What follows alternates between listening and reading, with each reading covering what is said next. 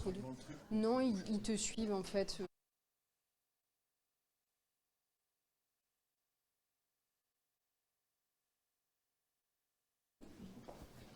Ok. Donc on va reprendre cette matinée sur l'ovaire avec un cours passionnant sur le syndrome des ovaires polykystiques. Et on a le plaisir d'avoir Geoffroy Robin qui vient jusqu'ici, donc qui est MCUPH dans le service de médecine de la reproduction à Lille. Et profiter de son savoir. C'est une équipe qui a vraiment une grande expertise et qui publie beaucoup, qui fait beaucoup de recherches sur le SOPK. Donc profitez-en. Et merci Geoffroy. Merci beaucoup déjà à Pietro, Chloé et Mathilde de m'avoir réinvité cette année pour participer à SDU. Ça fait plusieurs années que j'y participe dans les suites de mon patron, le professeur de Wai, que certains d'entre vous connaissent probablement. Effectivement, le syndrome des ovaires polykystiques, ça reste vraiment une problématique extrêmement fréquente quand on est en médecine de la reproduction, parce que vous voyez, c'est un syndrome qui a été décrit par deux chirurgiens américains en 1935 sur un phénotype très particulier de patientes qui étaient obèses, hirsutes, en aménorrhée et qui avaient, avec les moyens d'imagerie de l'école, de l'époque, des ovaires très volumineux.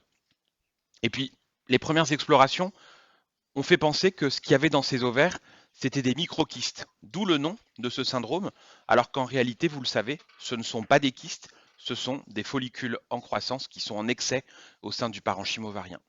C'est la cause la plus fréquente de troubles de l'ovulation, d'hyperandrogénie, d'infertilité féminine, et ça touche dans le monde, alors selon les critères diagnostiques, les pays, etc., 4 à 21% des femmes en âge de procréer.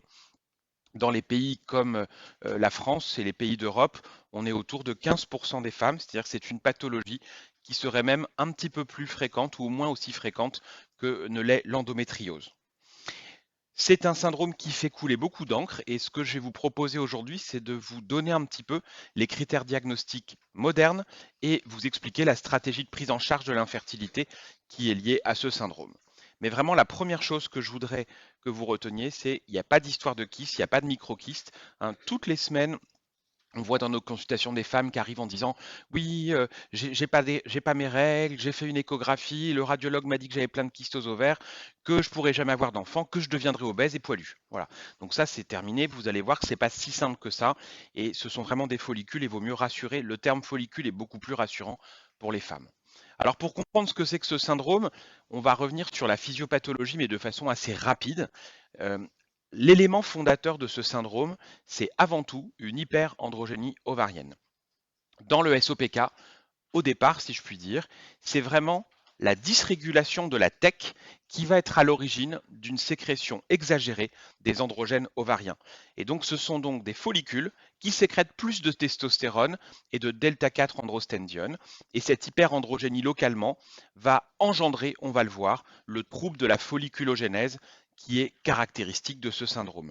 Mais au départ, c'est vraiment ça l'élément fondateur de toutes les formes de syndrome des ovaires polykystiques.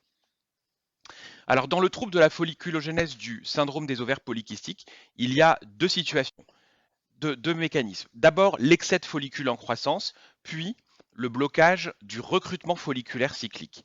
Alors, l'excès de follicules en croissance, eh bien, en fait, on entend souvent pareil, des collègues dire ah, cette femme, elle a un SOPK, elle a de la chance parce qu'elle va être ménopausée probablement beaucoup plus tard. Pas du tout. En fait, les femmes qui ont un syndrome des ovaires polykystiques, vous voyez, c'est des vieilles études qui avaient été faites sur des couples d'anatomopathologie, ont des taux de follicules primordiaux qui sont strictement comparables aux femmes qui n'ont pas ce syndrome. Donc leur vraie réserve ovarienne, elle est identique. La différence, c'est qu'elles ont dans le parenchyme ovarien un nombre de follicules intermédiaires, c'est-à-dire de follicules préentraux et de petits follicules entraux, qui va être significativement augmenté par rapport aux femmes qui ne souffrent pas de ce syndrome. Donc en pratique, quand on regarde finalement un ovaire de femme au PK, on va observer un nombre de follicules primordiaux normal, plus de follicules préentraux, plus de petits follicules entraux. Ça, c'est vraiment le trouble de la folliculogénèse initiale du SOPK. Et c'est lié, vous le voyez, notamment aux androgènes, ces fameux androgènes dont on parlait au départ, qui vont induire un ralentissement du recrutement folliculaire initial, mais aussi un effet anti-apoptotique sur les follicules en croissance. Et c'est pour ça que les follicules vont s'accumuler dans le parenchyme ovarien et donner cet aspect multifolliculaire. Ensuite, nous, ce qu'on voit souvent en tant que médecin de la reproduction, c'est le trouble du cycle, c'est-à-dire ce trouble de l'ovulation qui va se caractériser par une aménorrhée, une spanioménorrhée ou des cycles longs. Et ça, c'est lié ce qu'on appelle au follicular arrest, c'est-à-dire à une inhibition du recrutement folliculaire cyclique qui, vous le savez, est FSH dépendant. Dans ce recrutement folliculaire cyclique, qu'est-ce qui va se passer? Eh bien, vous avez vu, je pense, hier, lors de vos premiers cours, j'imagine cette diapo qui représente la fenêtre de FSH, que vous connaissez donc tous maintenant parfaitement bien. Eh bien, dans le syndrome des ovaires polykystiques, alors que vous le voyez, les taux de FSH en base vont être strictement normaux chez ces femmes, eh bien, on va observer une espèce de résistance des ovaires qui n'arrive pas à répondre à la FSH. Alors, la première question, c'était est-ce qu'il y a des mutations du récepteur de la FSH? La réponse est non. Le récepteur à la FSH des femmes SOP, il est normal. Donc en fait, ça veut dire qu'il y a un taux normal de FSH, des récepteurs normaux, mais pourtant, les petits follicules en trop n'arrivent pas à continuer leur croissance, ils n'arrivent pas à répondre à la FSH. Ça veut dire qu'il y a au sein de l'ovaire un excès d'une molécule qui va inhiber localement l'action de la FSH sur les petits follicules en trop. Et ce coupable, entre guillemets, on va le voir, c'est l'AMH. Alors l'AMH, vous le voyez, c'était notre équipe qui avait publié il y a longtemps un très beau papier dans le JCEM qui montrait que dans un groupe de femmes qui ont un syndrome des ovaires polykystiques, les femmes qui ont les troubles du cycle les plus sévères sont celles qui ont les taux d'AMH les plus élevés. Donc c'est bien que l'AMH est directement ou indirectement impliquée dans le trouble de l'ovulation. Alors l'hypothèse est la suivante. Vous le savez, l'AMH, c'est ce que vous voyez ici, c'est une glycoprotéine de la famille des TGF-bêta, qui est donc une hormone, et cette molécule, elle est sécrétée par les follicules préentraux et les petits follicules entraux. Une des actions de l'AMH, c'est d'inhiber l'action de la FSH, et donc notamment d'inhiber l'action de la FSH qui permet aux petits follicules entraux de passer au stade de large follicule antral qui pourra secondairement être sélectionné. Et donc, dans le cadre du syndrome des ovaires polykystiques, on observe des taux d'AMH qui sont beaucoup plus élevés. On va voir pourquoi. Et cet excès d'AMH au sein du parenchyme ovarien, qu'est-ce qu'il va produire? Eh bien, il va produire, c'est ce que vous voyez ici, un ralentissement de l'action de la FSH sur ces récepteurs. Donc la FSH se fixe sur ces récepteurs, mais l'AMH va venir inhiber la transduction du signal et donc empêcher la continuation de la folliculogénèse. Donc c'est vraiment un coupable assez idéal parce que sur le plan physiopathologique, il répond très bien aux critères d'un acteur de ce syndrome. Alors effectivement, pourquoi est-ce qu'il y aurait autant d'AMH dans le cadre du syndrome des ovaires polykystiques? Alors il y a deux hypothèses. La première hypothèse, qui est assez logique, c'est que comme il y a plus de follicules préentraux et plus de petits follicules entraux, il y a un effet de masse de la granulosa qui fait qu'il y a un peu plus d'AMH, mais surtout, il a été montré, c'était les papiers d'Elaine Mason, que lorsque l'on regarde ce qui se passe au niveau des cellules de la granulosa, eh bien les femmes qui souffrent de syndrome des ovaires polykystiques ont des cellules de la granulosa qui sécrètent 75 fois plus d'AMH que des cellules de la granulosa de femmes normales. Donc on a un effet à la fois quantitatif, un effet de masse des follicules, mais aussi un effet qualitatif avec des granulosas qui sécrètent beaucoup plus d'AMH. Alors pourquoi cette granulosa sécrète beaucoup d'AMH? Eh bien, la réponse est aujourd'hui on ne sait pas. Sophie Cato-Jonard, qui est notre chef de service, avait fait ses travaux de thèse d'université justement sur l'expression du gène de l'AMH et de son récepteur chez des femmes qui ont un SOPK, et elle avait démontré qu'il y avait une surexpression du gène de l'ARN messager qui code pour l'AMH. Et puis en fait, dans la même revue, quelques années après, une dizaine d'années après, d'autres auteurs ont dit nous on n'a pas retrouvé cet effet-là. Donc aujourd'hui, est-ce que c'est vraiment qu'un effet de transcription? On ne sait pas, c'est peut-être aussi une stabilité augmentée des ARN messagers, peut-être l'implication des miRNA, donc il y a plein d'acteurs physiopathologiques et aujourd'hui, notre équipe est en train d'essayer de mettre en place un certain nombre de protocoles pour aller un peu plus loin pour comprendre pourquoi ces granulosas sécrètent beaucoup plus d'AMH. Alors cet AMH, en plus d'avoir cette action sur le recrutement folliculaire cyclique, elle va être probablement un amplificateur du syndrome des ovaires polykystiques. L'équipe INSERM de Lille avec laquelle on travaille sur justement tout ce qui est plasticité neuroendocrine, ont fait des travaux assez intéressants parce que en regardant chez la souris, notamment au niveau de l'hypothalamus de souris, ils ont vu par des études d'immunohistochimie qu'il existait des récepteurs à l'AMH à la surface des neurones à GNRH. Et ils ont vu aussi sur des produits d'interruption volontaire de grossesse, donc sur des expulsions de fœtus complets, eh bien, on a un partenariat avec le service d'orthogénie et on récupère les fœtus, que pareil, sur l'hypothalamus humain, on retrouve ces récepteurs à l'AMH. Et in vitro, quand on met en contact ces récepteurs à l'AMH avec de l'AMH, on a une augmentation de l'activité des neurones à GNRH. Ça veut dire que l'AMH a un effet excitateur sur l'axe gonadotrope. Et qu'est-ce qui va se passer? Quand on fait ça, on va amplifier l'hyperandrogénie. Pourquoi? Parce que si on stimule les neurones à GNRH, on va booster la sécrétion de la LH, qui est l'hormone la plus sensible à l'accélération de la pulsatilité. Et la LH, elle agit sur quoi? Sur la TEC, qui sécrète les androgènes, et qui les sécrète déjà en excès. Donc vous avez un espèce de cercle vicieux qui s'installe au fur et à mesure dans ce syndrome. Alors tout ça, c'est les hypothèses chez la souris. On sait que les récepteurs sont présents dans l'espèce humaine. Chez la souris, ils ont cet effet excitateur. Et il fallait qu'on regarde ce que ça donnait justement dans des cohortes de patientes. Et donc on avait fait un travail, on a repris dans notre série vraiment des patientes qui avaient été diagnostiquées avec un SOPK à partir de 2009. Donc là, au moment où on avait des dosages d'AMH assez robustes et reproductibles. Et on a mis en évidence que ces femmes-là, on avait au sein du groupe SOPK des femmes qui avaient des taux d'AMH plutôt un peu élevés, mais pas trop, et des femmes qui avaient des taux d'AMH très très très élevés. Et on a donc séparé notre population en quartiles, celles qui ont vraiment les taux d'AMH les plus bas versus celles qui ont les taux d'AMH les plus élevés. Et ce qu'on a vu, c'est que dans le groupe des femmes qui ont les taux d'AMH les plus élevés, c'est là qu'on a les taux de LH les plus élevés, confirmant ainsi cet effet stimulateur de l'AMH sur la sécrétion des gonadotrophines.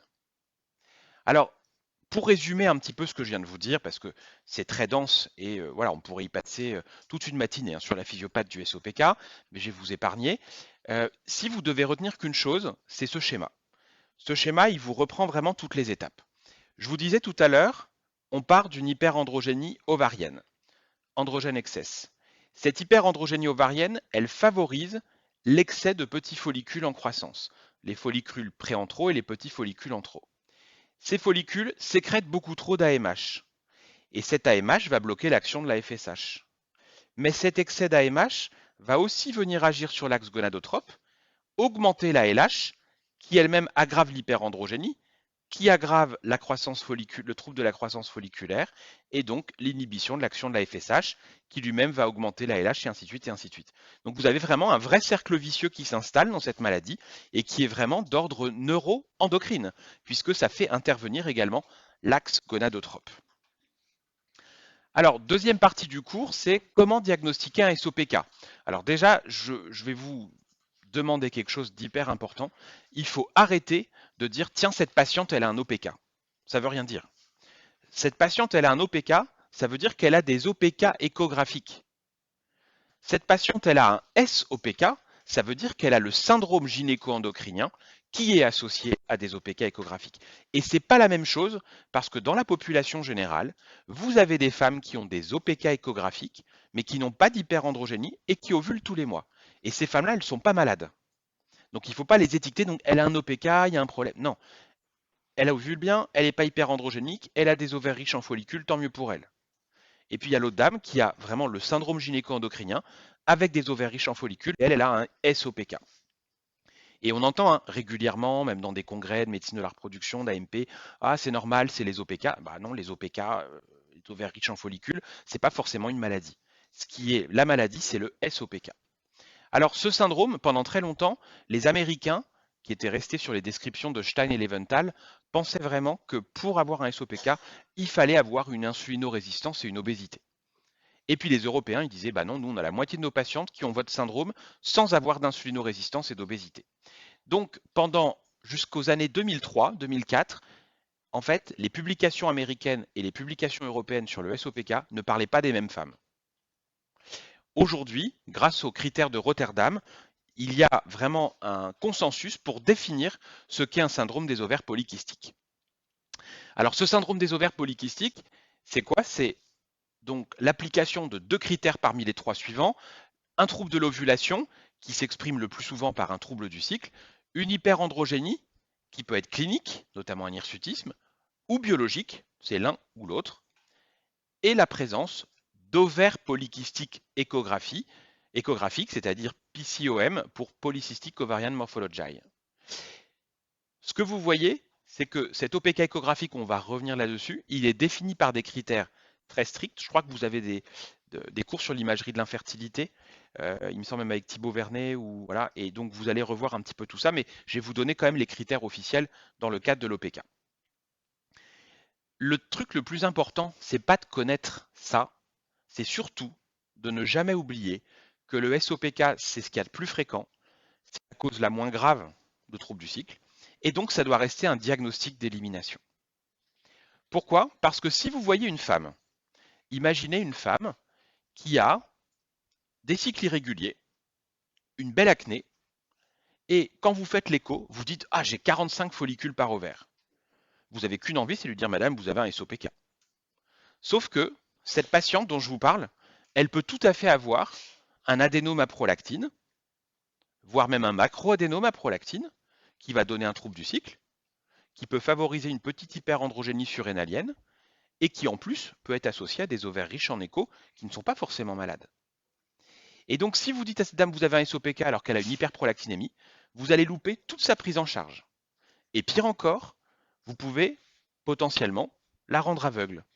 Et ça, c'est une des premières patientes que j'ai vues quand j'étais arrivé dans le service du professeur de Wai en consultation. C'était une dame qui avait été vue par un généraliste en ville, qui avait fait faire une écho pour des cycles irréguliers à une jeune femme. Elle avait 17 ou 18 ans à l'époque. Et puis elle avait vraiment quasiment tous les critères, sauf qu'il n'y a eu aucun bilan hormonal. Et donc son médecin traitant lui a donné Adépal, donc une pilule œstroprogestative bien dosée. Elle a eu beaucoup de maux de tête, beaucoup de maux de tête. Elle s'est mise à avoir des galactorées, mais on lui a dit que c'était parce que c'était la puberté. Et puis elle a fini par avoir une amputation du champ visuel. En fait, elle avait un macroadénome à prolactine qui a été boosté probablement par Adépal. Et donc voilà, c'est des trucs tout bêtes, c'est peut-être des histoires de chasse, mais ça montre bien que c'est important que ce soit un diagnostic d'exclusion. Alors, on définit aujourd'hui les syndromes des ovaires polykystiques selon 4 phénotypes. Dans les publications modernes, notamment depuis 2016 à peu près, une belle publication sur l'OPK, elle doit vous dire: ben voilà, j'avais le phénotype A, tant de pourcents de phénotype B, tant de pourcents de phénotype C, tant de pourcents de phénotype D. C'est utile, pourquoi? Parce que comme je vous ai dit qu'on peut avoir au moins 2 critères sur 3, il y a ce qu'on appelle le critère all-inclusive, c'est le phénotype A, lui il a tout. Il ovule pas, il y a l'hyperandrogénie et il y a les OPK échographiques.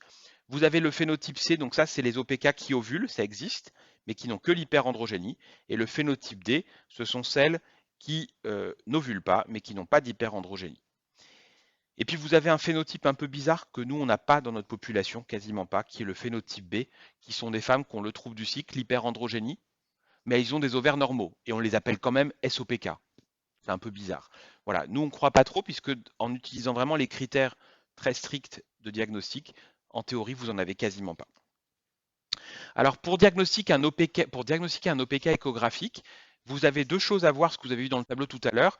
Soit regarder le volume ovarien, qu'on peut apprécier de 2 façons, soit en utilisant la formule de l'ellipsoïde, où vous prenez, donc en fait il faut prendre l'ovaire, le dérouler dans le plus grand axe, vous prenez la longueur, la perpendiculaire qui va être la largeur, et ensuite vous tournez la sonde à 90 degrés pour avoir l'épaisseur. Et vous mesurez ces 3 en centimètres, ces trois segments, vous multipliez par 0,5 et ça vous donne le volume en centimètres cubes, soit en millilitres ou en cc, selon ce que vous allez utiliser. Et ça, voilà, ça c'est le volume. Nous, on utilise, parce qu'on trouve ça plus simple et qu'on avait un meilleur compromis sensibilité-spécificité dans notre équipe, la surface ovarienne, où on sait qu'une surface supérieure à 5,5 cm² dans le plus grand axe de l'ovaire, ça a un meilleur compromis sensibilité-spécificité que le volume. Voilà, bon, ça nécessite là encore une petite expérience pour apprendre à le faire, mais c'est hyper facile. Et puis ensuite, il y aura l'échographie. Donc pour l'échographie, il faudra faire une acquisition sur l'ensemble si ça veut bien se lancer. Bon, c'est pas grave, ça vous reverrez. Je pense que c'est les vidéos que Thibaut m'avait prêtées. Et comme vous le reverrez en cours, c'est pas grave. En fait, vous le savez, c'est un comptage folliculaire qui doit se faire 2 fois. Ouais. C'est parce que c'est un Mac, peut-être, c'est pas. Mais c'est pas très grave, hein, vous embêtez pas. Donc, en fait, c'est vraiment un balayage, hein, de l'échographie, mais ça, vous le savez, il faut compter tous les follicules et pas que les follicules sur une photo. Il y a encore des radiologues qui font ça, hein, qui disent aspect d'OPK et on a vu 4 follicules par ovaire. Pas possible. Voilà, donc, mais ça existe. Voilà, il faut bien donner le nombre de follicules total. Alors, le nombre de follicules pour définir un OPK, il est défini par un seuil qui, au départ, était un seuil à 12 follicules lors des critères de Rotterdam. Et puis, en fait, avec l'amélioration des appareils d'écho, c'est ce que vous voyez sur ce schéma, et ça avait fait l'objet d'une très belle publication de mon patron à l'époque, eh bien, vous voyez que quand on regarde l'OPK des années 2003, il est là. C'est des échographes qui avaient une définition assez correcte, mais vous voyez des ovaires avec les follicules qui sont très bien visibles en périphérie.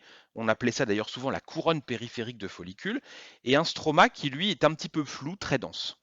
Et puis avec l'arrivée des échographes de dernière génération, notamment les Voluson et les Samsung avec des sondes à très haute fréquence, eh bien vous voyez maintenant que l'OPK, c'est plus du tout cette image avec que des follicules autour. On voit dans le parenchyme des petits follicules. Donc en fait, grâce à l'amélioration de la qualité de ces sondes endocavitaires, on voit de plus en plus de petits follicules. Donc il faut revoir le seuil à la hausse. Et donc le nouveau seuil qui a été validé par les CHReux, c'est ce que vous voyez ici, c'est le seuil de 20 follicules, vous voyez par ovaire, le FNPO, Follicle Number per Ovary, qui doit être au moins égal à 20 pour parler d'OPK. D'accord? Et ça, c'est quand on utilise les sondes endocavitaires à très haute fréquence, c'est-à-dire des fréquences supérieures à 8 MHz. Par contre, si vous utilisez les sondes anciennes qui étaient autour de 5-6 MHz, là, il faut revoir le seuil à la baisse et on est plutôt sur les seuils de Rotterdam, c'est-à-dire 12 follicules. Donc en fait, c'est intéressant de voir que ce seuil, il a évolué grâce notamment à la performance et aux progrès qui ont été faits en échographie. Alors ce que je vous disais tout à l'heure, c'est que ce syndrome, ces aspects d'OPK échographique que vous allez voir, on va l'observer chez presque 20% des femmes de moins de 35 ans. 20% des femmes de moins de 35 ans qui ovulent comme une pendule tous les mois et qui ont absolument aucun signe d'hyperandrogénie clinique ou biologique ont des ovaires riches en follicules. Et pourtant, elles ne sont pas malades. Donc c'est ce que je vous disais, il faut faire très attention au diagnostic échographique seul.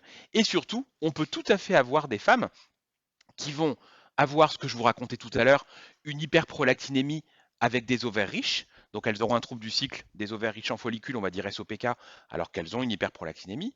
C'est la même chose pour une aménorrhée hypothalamique fonctionnelle, et c'est la même chose pour les formes non classiques de bloc en hydroxylase que vous pouvez dépister par un dosage de la 17-hydroxyprogestérone, voire par un test au synactène. Alors l'AMH, c'est ce que vous disiez tout à l'heure, Sophie Christin-Maître, ça peut quand même être un critère diagnostique intéressant pour justement essayer d'améliorer le diagnostic du syndrome des ovaires polykystiques, mais vous allez voir que ça n'est intéressant que si vous avez un très bon dosage et que pour ce dosage, vous avez établi un seuil diagnostique. En utilisant les normes qu'il y a dans les laboratoires de ville, on ne peut pas utiliser l'AMH. Brièvement, je vais vous montrer, nous, ce qu'on a pu montrer. On a montré qu'il y avait une corrélation entre le nombre de follicules dans les ovaires et l'AMH chez les femmes qui ont SOPK. Ça, ce n'est pas un scoop parce qu'on l'a montré finalement dans plein de modèles différents dans l'espèce humaine. Mais ce qui a été dit, c'est qu'aujourd'hui, il y a un vrai problème, c'est-à-dire que les différentes techniques de dosage d'AMH dont on dispose sont des techniques de dosage qui n'ont pas la même sensibilité, qui ont des coefficients de variation qui sont différents et qui vont donc avoir des seuils diagnostiques différents. Pour vous donner un exemple, on avait avant un dosage qu'on appelait de deuxième génération, qui était semi-automatisé. Il y avait donc une part manuelle de dilution qui était faite par une technicien, et ensuite une part automatisée dans un automate. Eh bien, notre technicienne, c'était une technicienne très expérimentée qui a fait ça pendant quasiment une dizaine d'années. Et en fait, elle était à fond sur ce dosage. Vraiment, c'était sa fin de carrière, elle s'éclatait. Et donc, on avait fait toutes ces publications, c'était génial, on avait des super corrélations et tout ça. Et puis, elle est partie en retraite. Et là, la jeune génération était beaucoup moins intéressée par ce dosage, et donc ça tournait. Et alors là, on a eu des trucs cata. Des femmes qui avaient des ovaires riches avec des AMH indosables, des trucs complètement bizarres. Et en fait, comme cette part manuelle au départ n'était plus faite de façon bien faite et reproductible, on a perdu la performance diagnostique de notre marqueur. Et donc, on a décidé de passer en fait secondairement sur un autre dosage, qui est un dosage automatisé. Mais vous voyez, on avait établi dans notre population de référence dans un papier dans Human Reprod en 2011 un seuil à 5 nanogrammes par ml pour définir l'équivalent d'un OPK échographique avec l'AMH.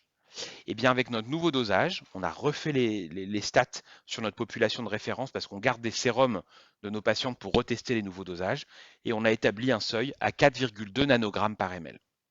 Voilà, donc ça veut dire qu'en fait aujourd'hui, l'échreux nous dit c'est un marqueur extraordinaire pour faire le diagnostic en théorie, mais en pratique on ne peut pas parce qu'il y a beaucoup trop de dosages, de techniques de dosage qui existent dans le monde et on ne peut donc pas donner un seuil qui sera universel. Le jour où tous les pays auront exactement la même technique automatisée et utiliseront la même vraiment performance diagnostique, on pourra dire bah tiens, une AMH supérieure à 4,2 nanogrammes par ml avec la technique, c'est un diagnostic d'OPK échographique. Mais aujourd'hui, on ne peut pas. Donc, c'est prometteur, donc ça, vous le gardez dans un coin de votre tête, mais surtout, vous ne sortez pas de ce cours en dosant l'AMH chez toutes les femmes qui ont une suspicion d'OPK. Alors après, il y a le problème métabolique. En fait, les Américains disaient les OPK, elles sont obèses ou elles sont insulino-résistantes, et puis les Européens disaient non, nous on a aussi des minces. Et c'est comme ça que ma chef de service en AMP, à l'époque où elle faisait un peu plus d'endocrino, et elle avait fait beaucoup de travaux sur le SOPK, avant de se lancer plus dans la préservation de fertilité, eh bien elle décrivait deux populations, le SOPK des villes et le SOPK des champs. Hein, vous connaissez le rat des villes, le rat des champs, bah c'est pareil pour le SOPK. Le SOPK des villes, c'est cette femme très sophistiquée, mince, moderne, qui a de l'acné mais qui va le planquer, qui va s'épiler mais elle va cacher son hirsutisme.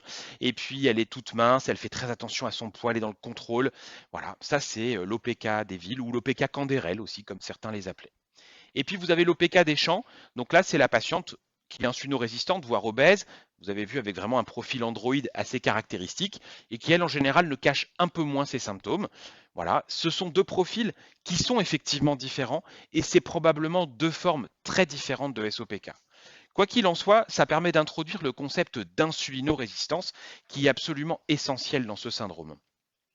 En fait, dans ce syndrome, vous voyez ici, 50 à 70% des femmes qui ont un SOPK vont avoir une insulino-résistance, le plus souvent dans un contexte d'obésité androïde. Mais pas que.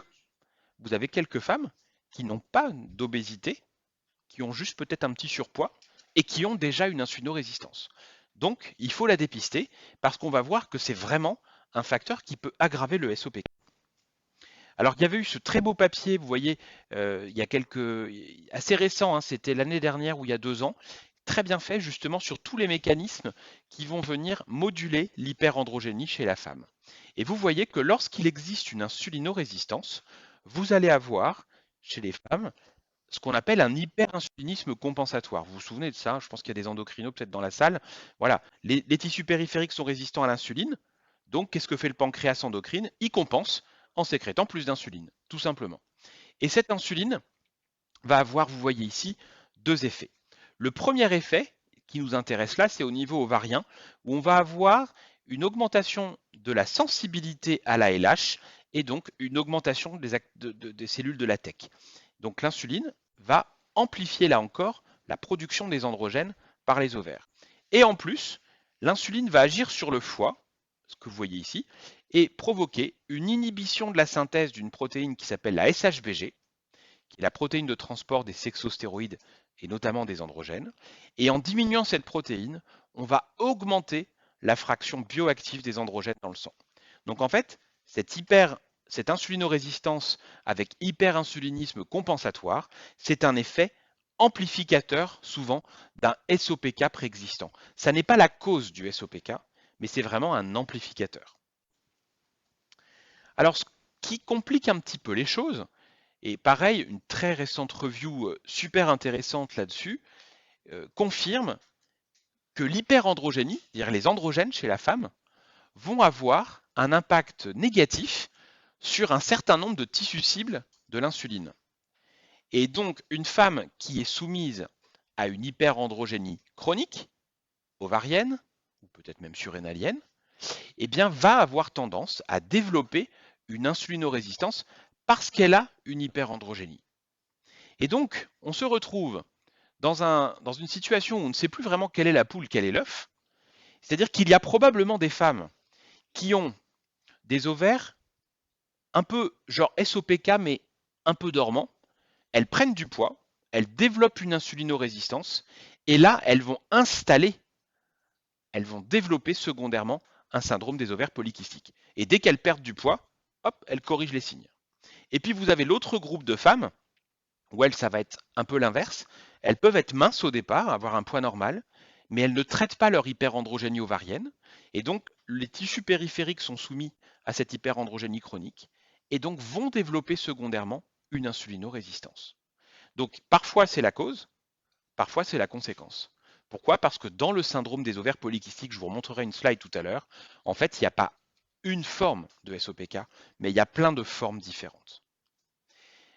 Alors, il faut donc dépister l'insulinorésistance, et vous voyez que l'ECHRE, les recommandations internationales d'Elénatide, nous dit qu'en fait, il faut absolument dépister cette insulinorésistance en réalisant une HPO à 75 grammes de glucose chez toute femme ayant un SOPK en préconceptionnel, ou alors au moins lorsqu'elles ont un IMC supérieur à 25, ce qui dans ma région, dans le Nord-Pas-de-Calais, représente beaucoup, beaucoup de patientes.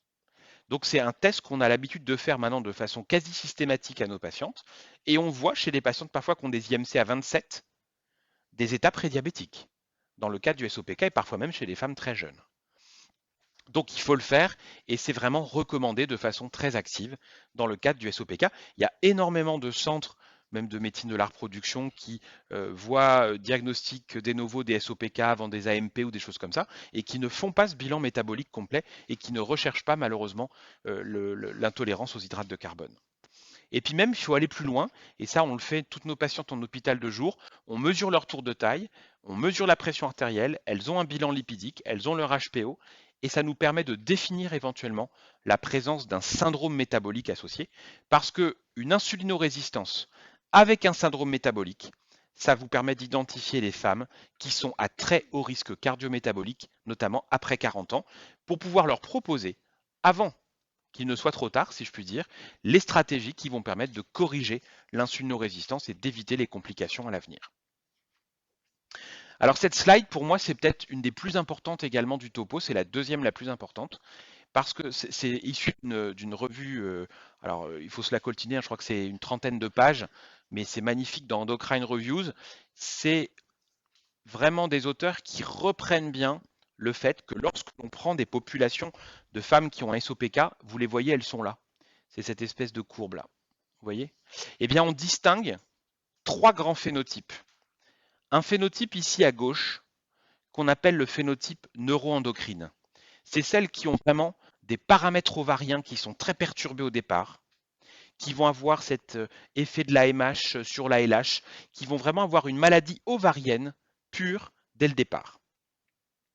Et puis, vous avez l'autre cluster inverse, qui est ici, et ça, c'est les femmes qui n'ont pas des paramètres ovariens trop altérés, mais qui en revanche ont vraiment des paramètres métaboliques qui sont très très très altérés. Donc ça, c'est celles qui ont vraiment ce fameux SOPK métabolique on-off. Je prends du poids, j'ai des troubles du cycle, j'ai de l'hyperandrogénie, je perds du poids, je corrige. Et puis entre les deux, vous avez un troisième cluster de femmes qui vont avoir des formes pas mal neuroendocrines et un petit peu métaboliques, et d'autres qui vont être pas mal métaboliques et un petit peu neuroendocrines. Donc vous voyez, il y a en fait tout un continuum très complexe avec ces mécanismes neuroendocrines et ces mécanismes métaboliques, et que au sein d'un SOPK, des SOPK, il y a en fait plusieurs maladies différentes. Quand on dit ah cette patiente elle a un syndrome de Cushing en médecine, on sait que dans ce groupe-là, il y a les adénomes corticotropes, il y a les corticosurrénalomes, il y a les prises de corticoïdes au long cours, et tout ça, c'est pas la même maladie, mais on le met dans le même syndrome. Et bien le SOPK, en fait, il y a probablement des sous-maladies à l'intérieur qu'on n'a pas encore clairement identifiées qui vont donner ce syndrome. Et ça, c'est vraiment le concept moderne de ce syndrome complexe. Alors maintenant, on va arriver un petit peu au vif du sujet. Il me reste, oui, c'est bon, une vingtaine de minutes, 20-25 minutes, pour vous parler de la prise en charge de l'anovulation de ce syndrome. Alors, en fait, vous allez voir, c'est extrêmement bien codifié. Et il ne faut surtout pas chercher à faire des petites élaborations d'artistes, parce que vous allez voir que ce qui est proposé par les recommandations, c'est vraiment extrêmement simple et ça fonctionne très bien. Première chose, j'ai un désir d'enfant, j'ai un SOPK, est-ce que j'ai une insulino-résistance? Si oui, on pourra discuter un traitement par de la metformine et on pourra surtout mettre en place les mesures hygiénodététiques parce que je le rappelle, la metformine marche très bien sur l'insulino-résistance, mais seulement en complément des mesures hygiénodététiques. Dire si votre patiente elle continue de se boire son litre de coca par jour, qu'elle mange des bounty, mais qu'elle vous dit moi je ne mange rien pendant les repas, mais qu'elle grignote tout le temps en dehors des repas, eh bien vous pourrez toujours donner de la metformine. Eh bien, elle ne va pas perdre de poids et on ne va pas corriger le syndrome métabolique. Donc il faut que ce soit toujours en complément de ces mesures hygiéno-diététiques. Je vais passer rapidement là-dessus.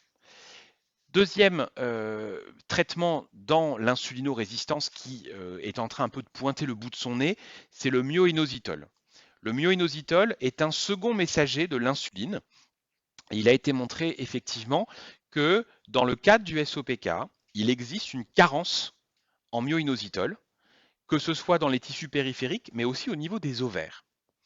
Et plus récemment, il a été mis en évidence qu'effectivement, cette carence en myo-inositol favorise l'insulinorésistance dans les tissus périphériques, mais que ce myo-inositol serait aussi une molécule qui serait un second messager de la FSH sur la granulosa.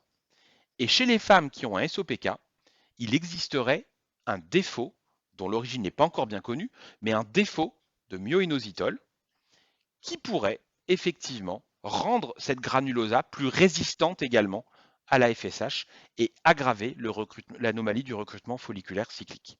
Et donc on a toute une kyrielle de données. Donc dans les services d'AMP, on s'intéresse beaucoup à ça. Je pense qu'à Cochin, vous avez aussi regardé un peu ce que ça donne. Le myo-inositol, vous avez des tonnes et des tonnes et des tonnes de publications qui ont l'air de vous dire c'est miraculeux, c'est extraordinaire, etc. Très très peu d'études randomisées, très faible niveau de preuve. On le regarde dans la FIV, on le regarde dans les inséminations, avec des toutes petites séries, et pour l'instant, on peut vraiment rien dire.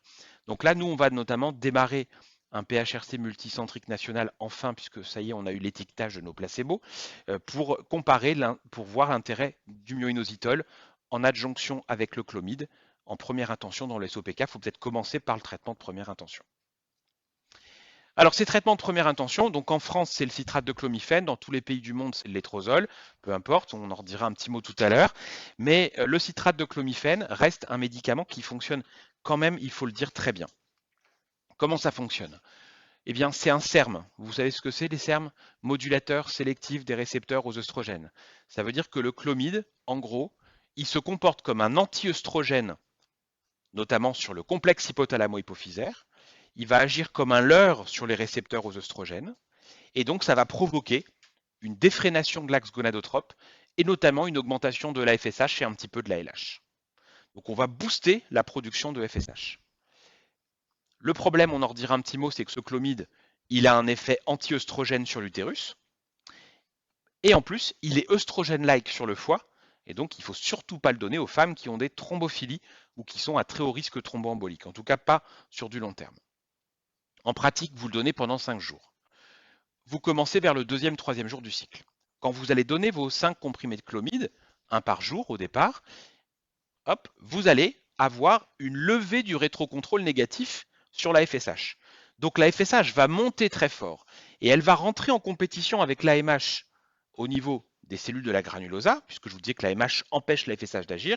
Et donc le but, c'est de faire monter la FSH pour lever cette résistance qui est liée à l'AMH. Et donc on va avoir une augmentation de la FSH. C'est l'ouverture d'une fenêtre de FSH. Et on fait exprès d'arrêter la prise du traitement pour induire secondairement la baisse de la FSH et permettre un recrutement dont l'objectif est monofolliculaire. J'allais faire une bêtise. Donc monofolliculaire, c'est vraiment l'objectif de la stimulation chez les femmes qui sont anovulantes et qui souhaitent une grossesse.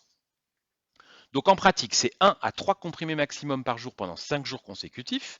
L'échographie, le monitorage, c'est simplement une échographie. Les dosages hormonaux peuvent être faits, c'est pas une erreur, mais en soi, ils ne sont pas nécessaires. Et nous, on a pris le parti d'ailleurs de ne pas les faire, en tout cas au moins en première intention. Et on fait en général juste une écho pour confirmer vers J12 que grâce à cette fenêtre de FSH artificielle, on a réussi à recruter un follicule dominant. Il ne faut pas faire l'écho trop tôt, sinon vous allez avoir plusieurs follicules. Vous en avez 3-4 qui vont être entre 12 et 10 et vous allez vous dire oh là là, qu'est-ce qui va se passer? Donc il faut vraiment attendre d'être à J12 le temps que la FSH est redescendue et qu'on ait pu induire l'atrésie des follicules intermédiaires. Et cette échographie, vous allez pouvoir regarder également l'épaisseur de l'endomètre. Si vous avez un follicule à 14-15 mm et que votre endomètre est tout fin, ça veut dire que très probablement que chez cette patiente, eh bien, on va avoir une activité anti-œstrogène trop importante du clomide et donc ça va être délétère pour les chances de grossesse et il faudra passer à autre chose. Et puis, deuxième élément, donc une écho, et après, il faut juste vérifier qu'elle ovule toute seule, ce qui est le cas dans 98% des cas. Eh bien, s'il y a eu un beau follicule, environ une dizaine de jours après, vous demandez un dosage de progestérone. Si votre progestérone est passé au-dessus de 3, c'est que votre patiente a bien ovulé. 3 nanogrammes par ml, pardon. Donc vous voyez, c'est quelque chose de très très simple. Et ça marche. C'est l'expérience qu'on a. On a repris, vous voyez, 900 cycles de clomide. 903 cycles, c'est la plus grosse série qu'on a soumis là, il n'y a pas très longtemps dans Reprod Biol Endocrinol. Et vous voyez que lorsque l'on regarde les taux cumulés de grossesse par cycle ovulatoire, eh bien quand on a obtenu 4 ovulations sous clomide, on a à peu près, vous voyez, 70% des femmes qui ont obtenu une grossesse. Donc quand les femmes répondent à ce traitement, ça vaut vraiment le coup d'aller au moins jusqu'à 4 cycles, 4 ovulations. Par contre, au-delà, pendant très longtemps, et vous verrez même dans les recos de l'Échereux ou les recos de Thessalonique, des recos plus anciennes, tout le monde disait qu'il faut faire 6 cycles de clomide ovulatoire. En fait, on voit bien quand même qu'il y a une stagnation, même si je suis j'aime bien la FIV, etc. Je trouve que pouvoir faire son bébé sous la couette, c'est quand même plus sympa. Par contre, s'acharner parfois à faire perdre du temps à des couples pour gagner même pas 10% de grossesse pour un cycle en plus, je trouve ça très cher payé pour la société, mais surtout pour les femmes. Et donc, nous, maintenant, 4 cycles ovulatoires, pas de grossesse, on passe à autre chose. La réponse à ce traitement, on sait qu'il y a des femmes qui ne vont pas répondre. 20% des femmes ne répondent pas jusqu'à 3 comprimés de clomide. 30% ne répondent pas à 50 mais répondront à 100 ou à 150. Et donc la grande question, c'est est-ce qu'il existe aujourd'hui des facteurs qui permettent de prédire à l'avance le fait que pour une dame donnée, il faut passer d'emblée à 2 comprimés ou passer d'emblée à 3, voire lui dire vous le clomide ne marchera jamais. On a tout testé et dans le papier que je vous ai montré avec la courbe là, on avait regardé les facteurs prédictifs. On a deux facteurs qui ressortaient de façon significative qui étaient l'AMH et la SHBG, la protéine de transport des sexostéroïdes, qui est un reflet en fait de l'insulinorésistance. Mais en gros, on n'a pas réussi à trouver une valeur seuil qui permet de discriminer ça va répondre à 50 ou il faudra passer d'emblée à 100 ou à 150. On n'a pas réussi à trouver de valeur seuil. Les courbes ROC, même si c'était significatif, les courbes ROC étaient vraiment ignobles. Donc, on a regardé après la génétique. Donc, c'était le travail de thèse de Camille Robin qui travaille chez nous en ANP, qui est jeune PH. Et Camille, elle avait fait son travail justement sur les polymorphismes des enzymes hépatiques qui interviennent dans le métabolisme du clomiphène. Il existe effectivement pour tous les SERM, que ce soit pour le tamoxifène, le raloxifène ou le clomiphène, des génotypes particuliers de métaboliseurs rapides, de métaboliseurs lents ou de métaboliseurs intermédiaires. Et on a voulu voir s'il y avait des femmes SOPK qui avaient une génétique qui les prédisposait ou pas à répondre bien à ce traitement. Réponse, pas du tout. Il y a trop d'autres facteurs, il y a probablement plein d'autres facteurs qui interviennent, et donc la pharmacogénétique aujourd'hui n'est pas, en tout cas, un facteur de réponse à ce traitement, y compris dans celles qui étaient résistantes. Donc ça marche, ça vaut le coup de s'acharner, ça vaut le coup de faire 4 cycles ovulatoires, de faire ovuler ces femmes sous clomide et gagner déjà au moins 4 à 6 mois peut-être pour qu'elles puissent en tout cas concevoir naturellement. Alors la grande question aujourd'hui, c'est est-ce que le clomide doit rester le traitement de première intention?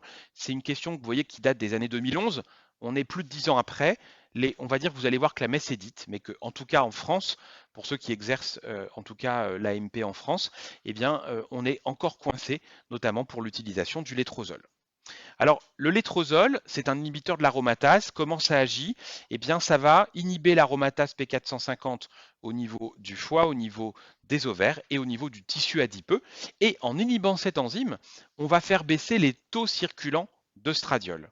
Donc, il y aura une levée du rétrocontrôle négatif de l'œstradiol sur l'axe gonadotrope et ça permet d'élever la FSH et un tout petit peu la LH. En fait, en gros, quand vous prenez 5 jours de létrozole, comme pour le clomide, ça fait monter la FSH et quand vous arrêtez, la FSH elle rebaisse. Ça va agir en fait de la même façon, la finalité est la même, mais avec un mécanisme d'action qui est complètement différent. Et vous avez une Cochrane de 2022. Donc Franny qui avait fait une Cochrane en 2018, il l'a refaite en 2022 grâce à de nouveaux essais. Vous voyez qui confirme clairement que lorsque l'on compare les inhibiteurs de l'aromatase au citrate de clomifène seul, eh bien, on a une amélioration significative. Vous voyez, c'est ce qu'on voit, c'est le premier diagramme en haut. On a une amélioration significative, modérée mais significative, des taux de grossesse clinique et des taux d'accouchement. Donc, on a vraiment un meilleur effet. Et dans une revue très intéressante, publiée par Gadala, c'était une méta-analyse également, les auteurs avaient fait une sous-analyse en ne prenant que les études dans lesquelles on avait des infos sur l'épaisseur de l'endomètre pendant la stimulation. Et ce qu'ils ont montré, c'est qu'ils ont montré pareil des taux de naissance vivante qui étaient meilleurs avec l'étrozole et ils s'étaient corrélés significativement à une meilleure croissance de l'endomètre. C'est-à-dire que les patientes sous l'étrozole avaient des endomètres qui étaient plus épais. Pourquoi? Parce qu'en fait, voilà, et on n'a pas l'effet anti-œstrogène du clomide qui empêche chez certaines femmes la muqueuse de pousser. Donc, c'est probablement par un effet endométrial qu'on a cette petite supériorité d'efficacité, parce qu'en fait, les taux d'ovulation sont exactement les mêmes. Alors en France, pourquoi on n'a pas le droit au létrozole? Parce que dans les années 2004, moi c'était quand j'ai commencé l'internat, il y avait 2 dames pour des cancers du sein dans le cadre d'études qui étaient sous létrozole et qui étaient tombées enceintes sous létrozole et les enfants avaient eu des cardiopathies, 2 cas. Et sur ces 2 cas, c'est toujours comme ça en France, hein, c'était tout le monde vent debout, on interdit tout, attention c'est dangereux, tout le monde avait reçu des notes comme quoi il ne fallait pas donner du létrozole. Pendant ce temps-là, dans tous les autres pays du monde, on continuait d'en donner sans aucun problème, en sachant que on a maintenant plein d'études de registres qui confirment que sous létrozole, il n'y a pas plus de malformations chez les enfants que lorsque l'on est sous clomide ou en grossesse spontanée. Alors vous voyez l'échereux en 2018, ils ont mis le létrozole devrait donc être considéré comme le traitement de première ligne de l'induction d'ovulation dans le cadre du SOPK, sauf dans les pays où il n'est pas disponible ou pas utilisé, comme en France. Voilà. Alors je vous cache pas que moi, il m'arrive parfois quand même, chez des patientes un peu cortiquées qui comprennent bien, de le proposer en alternative au clomide, ou parfois quand elles viennent me voir pour un deuxième essai avec du clomide qui avait été pas très bien géré en ville, plutôt de réessayer des inductions simples en essayant du létrozole, ça marche vraiment, vraiment très bien. Mais c'est hors AMM, donc c'est la charge des patientes. La boîte, elle coûte 35 € à peu près, parce que maintenant c'est génériqué. Et la boîte qu'elles achètent d'une trentaine d'euros leur permettront de faire au moins 4 ou 6 cycles ovulatoires, normalement. Donc c'est pas... Non, non, pas formellement. Voilà, mais pas d'AMM en France, c'est ce que je vous disais. Alors, on passe au traitement de deuxième intention. Je vais accélérer un petit peu. On a les inductions d'ovulation par gonadotrophine ou le drilling. J'insiste là-dessus, c'est soit. C'est-à-dire qu'on ne dit pas, tiens, on va essayer les piqûres, ah ça marche pas, je vous fais un drilling, et puis on repasse aux piqûres. Dans la stratégie de Thessalonique, qui était vraiment la stratégie qui a codifié la prise en charge de l'OPK, c'est l'un ou l'autre. Pourquoi? Parce que le facteur temps chez les femmes va avoir un impact. Quand on arrive déjà en deuxième intention, les patientes commencent déjà à en avoir ras-le-bol. Si vous commencez à bidouiller dans tous les sens, à aller refaire un truc, recommencer, etc., perte de temps, risque d'abandon, drop-out et donc chute des taux de grossesse. Donc très important de choisir l'un ou l'autre. Alors, moi je suis gynécologue médical, médecin de la reproduction. Contrairement à Mathilde, je ne fais pas de chirurgie. Alors je ne sais pas, il doit y avoir un biais quand je présente le drilling. Je n'ai jamais aucune femme, pourtant je le présente à chaque fois, hein, mais qui me dit je vais prendre le drilling. Bon, alors, je ne dois pas être très bon, hein, mais je ne sais pas trop quelle est votre expérience là-dessus. Vous ne faites pas de drilling. Bon, c'est comme ça. Voilà, la steam, c'est pas mal. Voilà. Notamment, l'argument, c'est le drilling, il va falloir attendre l'anesthésiste, un bloc, machin, etc. La steam, vous commencez le cycle prochain. Donc ça, en général, je pense que c'est l'argument phare.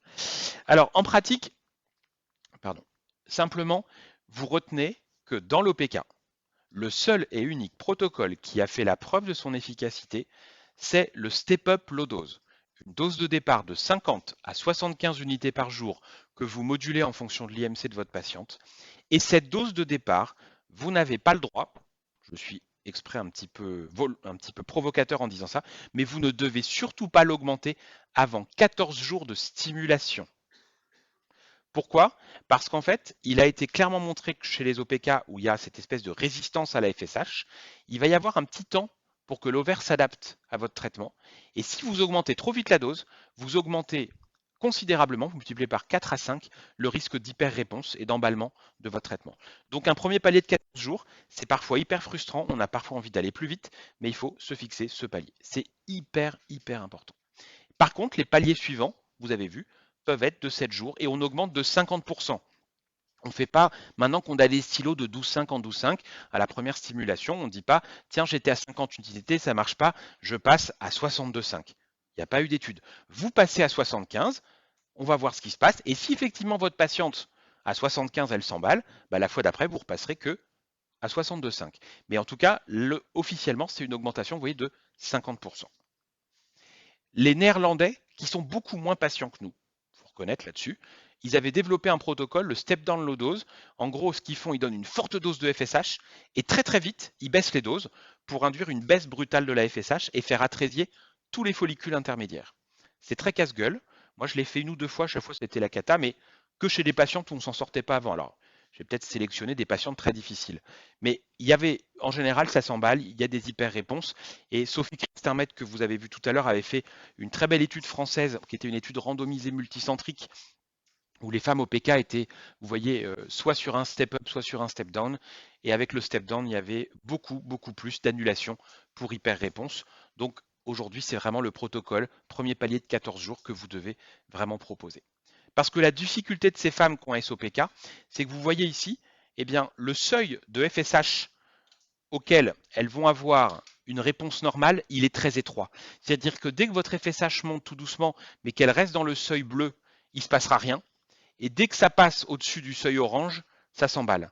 Et donc votre objectif, c'est de trouver ça, cette espèce de petit seuil très étroit auquel, grâce à votre traitement, vous allez réussir à maintenir une croissance monofolliculaire. Combien de cycles de stimulation? Pareil, on a refait le point. Alors, comme beaucoup de patientes, vous avez vu, sont enceintes sous clomide quand même, on avait sur la même période que notre série clomide tout à l'heure repris tous nos patientes qui étaient passées en deuxième intention sans drilling préalable, parce que même dans notre centre, il y avait des médecins un peu réfractaires qui faisaient un peu n'importe quoi. 224 patientes SOPK, 673 cycles initiés, 549 cycles ovulatoires. Et là encore, vous voyez que on peut se permettre d'aller jusqu'à 4 cycles ovulatoires. Avec 4 cycles ovulatoires, la moitié des femmes qui sont passées en gonado obtiendront une grossesse. Par contre, si vous n'arrivez pas à faire ovuler votre patiente parce que c'est trop compliqué, il va falloir vite abandonner le traitement parce que ça risque d'être épuisant. Surtout que des premiers cycles, le temps de trouver la dose qui fonctionne, on peut être amené parfois à stimuler la patiente pendant 30 à 40 jours. Ce qui est épuisant psychologiquement, parce qu'à chaque fois, c'est pourvu que j'ai une bonne nouvelle, et puis vous avez un œstradiol à 40, rien sur les ovaires, et ainsi de suite, et ça peut durer très longtemps. Donc, si vous voyez que c'est difficile, après, il faut abandonner. Par contre, si votre patiente, vous avez trouvé la dose, elle répond bien, ça vaut le coup de tenter 4 cycles avec induction d'ovulation par FSH. Est-ce qu'il faut faire une insémination? Ah bah financièrement, c'est plus intéressant, hein. On peut coter le 4Y032, 61 euros et quelques, plus l'insémination. En gros, ça vous fait 100 euros de plus payés par la Sécu en France, sans les dépassements d'honoraires. Mais sauf que ça n'apporte rien. Si le sperme est normal et qu'il n'y a aucun autre facteur d'infertilité que l'OPK, vous avez une magnifique étude randomisée qui a bien démontré, et c'est d'ailleurs ça a été la conclusion de ce qu'on a dit lors des recos du collège, qu'il n'y a absolument aucun intérêt sur un sperme parfaitement normal à adjoindre une insémination en plus de la stimulation par FSH. Laissons les gens concevoir sous la couette quand c'est possible. Le drilling, bon, Forcément, je ne suis pas chirurgien, je connais moins bien. Le principe est le suivant. Il y a un cours, magnifique. Donc, globalement, ça marche un peu. Voilà. Je ne sais pas qui fait le cours. Ah, il va vous dire que ça marche bien. Bon, Euh, mais moi, voilà, en gros, voilà. Taux de grossesse post-drilling, 20 à 64% des femmes opérées auront eu une grossesse. C'est large, hein. Quand vous êtes dans le côté 20%, il faut peut-être mieux changer de chirurgien, je sais pas. Bon, bref. Et puis, vous avez que la moitié des femmes qui retrouvent des cycles. C'est-à-dire que la moitié des femmes ont été opérées et elles sont toujours en aménorrhée et elles n'ovulent pas spontanément. Donc elles passeront à la troisième cycle. Et puis vous voyez, il y a des chirurgiens plus ou moins doués que les autres. J'ai trouvé ça sur internet. Vous voyez, celui qui est tout à droite en haut là, j'aurais pas aimé que ma femme elle soit opérée par lui. Hein, ça fait des sacrés cratères. Voilà. Alors vous voyez, chacune de ces méthodes a des avantages, des inconvénients. Comme le temps passe, je vais passer là-dessus, vous le regarderez sur le diaporama, et puis vous vous ferez votre idée après le cours d'Hervé, qui est aujourd'hui, je crois d'ailleurs. Non. Et donc vous, à l'occasion, vous me direz ce que vous en pensez. Et puis après, il y a la FIV. Alors la fécondation in vitro, c'est l'ultime recours. On n'a pas réussi à faire ovuler la patiente avec du clomide ni avec des gonados, et donc on passe à complètement autre chose. Soit votre patiente, finalement, elle est avec un conjoint qui a une OATS, il faut passer en FIV. C'est deux situations complètement différentes. Là, on est vraiment dans la situation où on n'a que l'OPK, votre patiente n'est pas tombée enceinte ou vous n'avez jamais réussi à la faire ovuler, vous allez la passer en FIV. Toutes les études, et nous on avait vérifié aussi sur notre série, montrent que quand on est amené, après échec de tous les traitements à passer en FIV, on a d'excellents résultats en fécondation in vitro classique qui sont parfaitement comparables aux femmes qui ont une infertilité tubaire pure, c'est-à-dire qui sont les meilleures candidates à la FIV classique. Donc on a des super résultats. Par contre, c'est des patientes qui sont des bombes à retardement sur le plan du syndrome d'hyperstimulation ovarienne, sur lequel vous aurez probablement des cours spécifiques. Et donc, vous verrez quand vous ferez les cours sur la FIV qu'il faut chez ces femmes privilégier les protocoles qu'on appelle antagonistes, qui donnent moins de syndrome d'hyperstimulation ovarienne, qui permettent de déclencher avec des agonistes de la GnRH pour limiter encore plus le risque d'hyperstimulation ovarienne. Et si vraiment parfois vous êtes amené à utiliser un protocole long agoniste, eh bien, les recommandations de l'échereuse sont de rajouter de la metformine. Parce que la metformine pourrait, selon certaines études, améliorer la sensibilité au traitement et limiter le risque d'hyperstimulation ovarienne. Alors, c'est très, très, très, très controversé. Et surtout, il y a eu un très beau papier dans le JAMA il y a 2 ans qui avait montré qu'effectivement, on avait un petit peu moins d'hyperstime quand on met de la metformine chez des femmes OPK. Mais, en fait, ça n'est valable que chez les femmes qui ont un BMI supérieur ou égal à 26. C'est-à-dire celles qui sont en surpoids et donc potentiellement métaboliques. Parce que donner un agent insulino-sensibilisant pour limiter le risque d'hyperstime à une femme qui a un IMC à 19 et qui n'a pas d'insulino-résistance, moi ça me faisait un peu mal au cœur. Et effectivement, cette étude a confirmé que c'est vraiment quand il y a un surpoids que ça peut potentiellement être intéressant. Et ça n'est intéressant que si vous avez un protocole de type agoniste, c'est-à-dire un protocole antagoniste, il vous protège bien du risque de syndrome d'hyperstimulation ovarienne, donc c'est pas la peine de le mettre. Ça ne veut pas dire qu'il ne faut pas mettre de metformine. Si votre patiente, sur son bilan initial, elle avait une intolérance aux hydrates de carbone, voire un diabète de type 2, oui, chez elle, il faudra mettre en place de la metformine à cause de sa maladie diabétologique ou prédiabétologique. Par contre, elle n'a pas d'intolérance aux hydrates de carbone au départ, il n'y a pas besoin de mettre de metformine si vous utilisez un protocole antago. Voilà un petit peu. Alors, est-ce que les ovaires d'OPK donnent des ovocytes qui sont moches? Moi, j'ai toujours entendu, quand j'étais interne, les biologistes qui disaient ouais, c'est pourri, les ovocytes ignobles, c'est normal, c'est un OPK. Ah là là, plein de méta 2, il n'y a pas assez de méta 2, pardon, c'est normal, c'est un OPK. Donc, on a regardé dans notre cohorte de patientes, alors sur un critère qui est très imparfait, hein, qui est la morphologie ovocytaire, mais qui est chez nous analysé par nos techniciens de façon très reproductible. Et on avait montré en utilisant des scores globaux, notamment le score de Laura Rienzi, le score MOMS, qu'on n'avait absolument pas de différence de morphologie ovocytaire chez les femmes SOPK vis-à-vis des femmes qui n'ont pas de SOPK. Donc leurs ovocytes, ils ont le même aspect que les autres, ils ne sont pas plus moches et globalement, il y a quand même des très bons taux de fécondation et ça marche très très très très bien en FIV. Ce sont des très bonnes candidates, probablement aussi par l'effet quantitatif sur le nombre d'ovocytes. Alors certains auteurs ont dit, bah, mais comme ce sont des bombes à retardement, est-ce qu'on ne pourrait pas faire de la maturation in vitro? Il y aura probablement un cours aussi spécifiquement là-dessus. La MIV dans l'OPK, voilà, dans le contexte de la PF, mais dans l'OPK, globalement, ça marche moins bien que la FIV. Donc, on peut parfois le proposer quand on n'a jamais réussi à faire des FIV en bonne sécurité, mais nous, par exemple, à Lille, on n'a jamais été amené à adresser une patiente ou maintenant, quand on fait de la MIV, à mettre en place un protocole de MIV dans cette indication. On a quand même moins de grossesse évolutive et peut-être un petit peu plus de fausses couches dans certaines études. Alors, ce syndrome des ovaires polykystiques, moi, je vous ai parlé de la fertilité, de la physiopathe, de l'insulinorésistance, c'est une maladie chronique. C'est un syndrome chronique plutôt, dans lequel il y a plusieurs maladies, vous l'avez compris. Nous, on parle aujourd'hui de la repro, mais ces patientes, parfois, on va diagnostiquer l'OPK au moment du désir de grossesse. C'est très important de les encourager à avoir un suivi spécifique. Il ne faut pas diaboliser ce syndrome, il ne faut pas non plus le banaliser, mais ces femmes-là sont plus à risque de grossesse, notamment de diabète gestationnel. Elles sont plus à risque aussi plus tard d'avoir des complications et notamment éventuellement des cancers de l'endomètre, plus de diabète type 2 après 40 ans, plus de maladies cardio-métaboliques. C'est vraiment une pathologie avec un impact global, comme d'ailleurs dans l'endométriose, comme toute maladie chronique. D'accord? Ce n'est pas que une maladie de l'infertilité.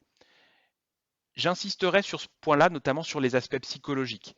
Il y a maintenant des études très intéressantes qui montrent que dans le cadre du SOPK, à cause de cet hirsutisme, de l'obésité associée chez plus de la moitié des femmes, de l'insulinorésistance et des problématiques de poids associées, des problématiques d'alopécie, et de la difficulté à avoir des enfants, ces femmes vont être plus à risque de syndrome anxio-dépressif. Et une très belle revue récente dans Frontiers in Psychiatry avait montré qu'en plus, chez ces femmes-là, il existait vraisemblablement une modification du système corticotrope chronique lié à l'anxiété qui favorisait secondairement le développement également d'un syndrome anxio-dépressif. Donc on a vraiment maintenant toute une littérature qui confirme bien que ces femmes ont une qualité de vie qui dans l'ensemble est altérée, et ce depuis l'adolescence où elles ont vu apparaître ces poils, elles ont vu apparaître l'acné, elles ont compris qu'elles avaient des cycles irréguliers, qu'elles auraient peut-être des difficultés pour avoir des enfants, voire on leur a donné des infos qui sont beaucoup plus alarmantes que ça. Voilà, donc si on devait résumer mon topo en 4 points, la première chose, c'est hyper important de comprendre ce que c'est que ce syndrome et quels sont les différents déterministes pour comprendre comment on le prend en charge. Quand vous le définissez, vous avez compris, c'est un diagnostic d'exclusion. On utilise les critères de Rotterdam. Vous devez savoir si c'est un phénotype A, B, C ou D. Est-ce qu'il y a une insulinorésistance? Est-ce qu'il y a un syndrome métabolique? La stratégie de prise en charge de la novulation, alors là, c'est en fait ce qu'il y a de plus simple dans ce cours parce que c'est bien codifié. Il y a 3 étapes et il faut les suivre et on ne se pose pas de questions. Aujourd'hui, vous n'avez aucun marqueur, aucune indication qui vous dit ah oui, allez, là, je passe en gonado, je passe pas par le clomide ou le létrozole. Faux. Et enfin, c'est des femmes, on ne s'arrête pas à la grossesse, à l'obtention de la grossesse. On les suit différemment pendant la grossesse et on va devoir également les suivre tout au long de leur vie et peut-être même jusqu'à la ménopause. Voilà, je vous remercie beaucoup de votre attention.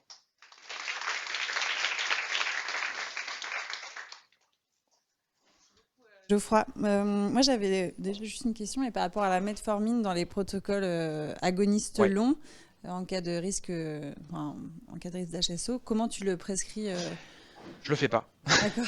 Alors, mais C'est vrai si je que nous dois on mettre de fait la pas, mettre, et du coup je ouais. me posais la Non, non, question en fait, de. je le fais pas parce que on a toujours été très sceptique sur ce lien entre metformine et syndrome d'hyperstimulation ovarienne qu'on disait être complètement indépendant du statut métabolique, et en particulier depuis le papier de 2020 qui montre bien qu'il n'y a que en surpoids que ça peut éventuellement être intéressant. On est quand même un peu plus dubitatif. Si je dois être amené à mettre de la metformine à une femme qui a un SOPK, donc il faut commencer idéalement au moins 1 à 2 mois avant le traitement. On commence par 500 mg que vous allez prendre le soir au milieu du dîner pendant une semaine, 500 mg matin et soir pendant une semaine, 500 mg matin, midi et soir, et toujours au milieu du repas pour limiter les risques de ballonnement, de flatulence et de diarrhée. Et l'idéal, c'est d'arriver à 1500 mg et après peut-être même d'aller au-delà. Moi, je simplifie souvent à 850 matin et soir. Mais c'est hyper important d'y aller étape par étape pour que ce soit bien toléré. Et de dire à votre patiente aussi que tout ce qu'elle réussira à prendre comme metformine, c'est toujours ça de gagner pour son syndrome métabolique quand vous devez en mettre un. Et donc, quand vous devez en initier. Et ce que je leur dis souvent, c'est si par exemple à 1000, elles étaient bien, et quand elles passent à 1500, elles se mettent à avoir des diarrhées, etc., le réflexe, c'est tout abandonner, tout arrêter. Je leur dis repassez au palier que vous tolériez, et ce sera toujours ça de gagner. Voilà, en gros. Mais c'est vrai que Au démarrage d'une non, stimulation, parce non. qu'on a peur de. Pour moi, vraiment, le critère, c'est le syndrome métabolique. C'est ça le plus important. Ok. Alors, il y avait des questions. L'insulino-résistance plutôt. Il y avait une question, peut-être quelque chose qui n'était pas clair par rapport à la prise en charge avec le chlomide. Parce que disais que tu faisais une échographie à J12. Si j'ai bien compris, à J12, en fait, tu l'as fait assez tard parce que comme ça, les autres follicules en croissance sont entrés en atrésie. Il n'en reste plus que 1 ou 2. Et on est bien d'accord que si tu en as plus que 2, tu leur dis peut-être d'avoir des rapports protégés. Oui, tout à fait. Voilà. Rapport protégé, exactement. Et donc, c'est d'où l'intérêt de cette échographie à J12 et assez tardive. Ouais. Voilà, parce qu'il y en avait qui étaient inquiets par rapport au fait que tu fasses pas d'autres surveillances et qu'on puisse peut-être avoir plus de follicules. Normalement, etc. si on est à J12 et qu'il n'y a qu'un seul follicule qui est supérieur à 10, vous êtes tranquille, il n'y a pas de raison qu'il y en ait plein qui poussent derrière. Juste après, on va passer aux questions dans la salle, mais concernant les sondes haute fréquence, quand on compte 20 follicules par ovaire, c'est à partir de quelle taille de follicule C'est à partir de 2 mm officiellement. Voilà, c'est vrai. Et jusqu'à combien? Ouais. Jusqu'à 9 inclus. Voilà. 10 mm, on considère que c'est déjà un trop large follicule antral et ça compte pas. Et en plus, ça va probablement surcoter le volume de votre ovaire, donc en plus, on pourra même pas faire le diagnostic comme il faut. Et alors après, il y en a qui s'interrogent sur les protocoles qui associent le chlomide aux gonadotrophines. Ça ne sert à rien. Donc ça, pareil, il y a eu plein de gens qui bidouillent. En fait, il n'y a jamais eu d'étude qui ait montré que ça servait à quelque chose. Il y en a qui me disent « Ah, bah, je mets le chlomide, je vois que la patiente n'a pas répondu, et donc à J12, je commence des gonados. » En fait, ça veut dire simplement qu'elle n'a pas répondu au chlomide, et que le plus simple, c'est de déclencher les règles et de doubler la dose de chlomide le cycle d'après. Mais pas d'un coup de lancer des gonados. Ça n'a jamais montré son efficacité. D'ailleurs, ni pour contrebalancer les effets anti-œstrogéniques. Certains le font pour ça. Le protocole chlomide FSH pour booster l'œstradiol et faire en sorte que la glaire et l'endomètre soient meilleurs, ça n'a jamais fait la preuve de son efficacité. Rajouter de l'œstradiol Pareil, ça ne marche pas. en début de cycle. Ça n'a jamais marché. Et d'associer le chlomide au drilling. Non plus, ça ne sert à rien. Voilà. C'est Voilà. vraiment, il faut faire étape par étape et on ne mélange pas tout. Bon. Est-ce qu'il y a des questions aussi dans la salle? Ah, bah, parfait. Alors, c'est une question un peu bête, mais juste la définition enfin, pour poser le diagnostic biologique de l'hyperandrogénie, quels androgènes on doit doser en première La intention? testostérone totale en Et France. uniquement Ouais. Les autres, on les dose Si vous pas. êtes en ville, vous faites que la totale. Ouais. Bientôt, on va avoir en ville des dosages de très haute performance qui permettront de doser directement la biodisponible ou la libre, et là on aura des résultats encore plus fins. Mais aujourd'hui, ils ne sont pas généralisés en ville. Moi, je reviens à la définition du SOPK. On avait dit que c'est un diagnostic d'élimination. Oui. Donc, si j'ai une patiente qui a les critères, 2 ou 3 critères du SOPK, est-ce qu'il y a besoin de faire un bilan complet avant de poser le diagnostic, le bilan hormonal? Ouais. Donc, chez toute femme qui présente même 2 ou 3 critères, il faut faire FSH, FSH. Exactement. LH, La pour vérifier qu'il n'y ait prolactine. pas un déficit de drop, la prolactine et au moins un dosage de 17-hydroxyprogestérone, voire un test au synactène selon les équipes. D'accord, pour éliminer les adénomes, Ouais. les Et nous, parfois, les hypogonadismes. patientes qui ont une obésité, qui ont des vergetures larges et pourpres, qui sont vraiment avec un aspect très métabolique, une érythrose faciale, on fait parfois aussi en plus un cortisol libre urinaire des 24 heures parce qu'on a parfois des Cushing qui peuvent mimer des SOPK. D'accord. Alors c'est beaucoup plus rare. Hein, mais... J'ai juste une précision dans le protocole d'induction d'ovulation avec le step-up low dose. Une fois le premier cycle, on cherche la dose, c'est ça? Ouais. Ça veut dire que le deuxième cycle, si on sait qu'elle est à 200, on commence à 200? Alors c'est rare qu'on aille à 200. Non, mais ce que Mais, voilà, je ouais. prends Si, l'extrême. ouais, Mais si, voilà, alors, si- c'est si- qu'elle est si on arrive probablement à très enfin, métabolique voilà, avec ouais. beaucoup d'AMH. On peut monter, oui, on peut monter Ça parfois veut un dire peu qu'on élevé. attend, enfin, dès le début, on peut Alors, commencer à la dose. Un exemple, on va dire plus réaliste. J'avais une patiente qui à l'époque était sous Purégon. Elle était à 50 unités de FSH. Au bout de 14 jours, elle était même réglée une deuxième fois. Il ne se passait rien. On est passé à 75. Et 5 jours après, il y avait de l'acide dans le ventre, plein de follicules sur les ovaires. Donc là, elle, il ne faut pas reprendre à 75. Et 50, il ne va rien se passer. Et donc cette patiente, on l'avait reprise à une dose intermédiaire en dessous. Donc on avait pris 50 plus 1 clic. À l'époque, c'est comme ça qu'on faisait avec le Purégon. Et puis, on l'avait suivi. Et puis, au bout de 14 jours, on était passé à 50 plus de clics. Et là, en 3 jours, elle faisait son beau follicule dominant. Voilà. Donc, en fait, il faut essayer de repartir de la dose qui est juste en dessous avant d'aller à la dose qui a permis de recruter le follicule, puisqu'il faut y aller tout doucement. Si le taux de FSH monte trop vite dans le sang, vous allez au-dessus du seuil de recrutement monofolliculaire et ça s'emballe. Est-ce qu'on fait que FSH seul? Oui, il n'y a pas... Sauf si... Sauf s'il y a un déficit gonadotrope associé. Voilà, mais ça, je pense que Lorraine... je crois que vous avez eu les cours avant, donc... Avec Lorraine.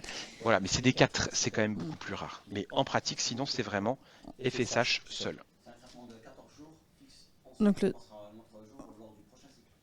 Alors non, on part sur un premier palier de 14 jours, et si au bout de 14 jours, votre estradiol il reste inférieur à 50 et que vous avez pas du tout de follicule supérieur à 10, vous augmentez de 50%. Donc ça veut dire que vous prolongez la stimulation, encore une semaine, et ainsi de suite, et ça peut aller... Moi j'ai déjà fait ovuler des patientes jusqu'à 45 jours. Mais alors, je leur... Voilà. Cours de stimulation après 14 jours. Ouais. Mais c'est pas un autre cycle. Non. On va peut-être après arrêter les questions. Encore. Du coup, la question, c'est pareil avec le clomide, en fait. Il faut augmenter et doubler pendant le même cycle ou attendre le cycle suivant? Non, il faut attendre le cycle suivant. D'accord. Vous essayez avec une dose, comme vous le prenez que 5 jours et que vous l'évaluez finalement à J12, remettre du clomide en cours, ça n'aurait pas d'effet intéressant. Donc en fait, si elle n'a pas répondu, votre patiente, vous lui redonnez éventuellement du Dufaston pour déclencher les règles ou de la progestérone naturelle et hop, elle repart, mais en doublant la dose la fois d'après.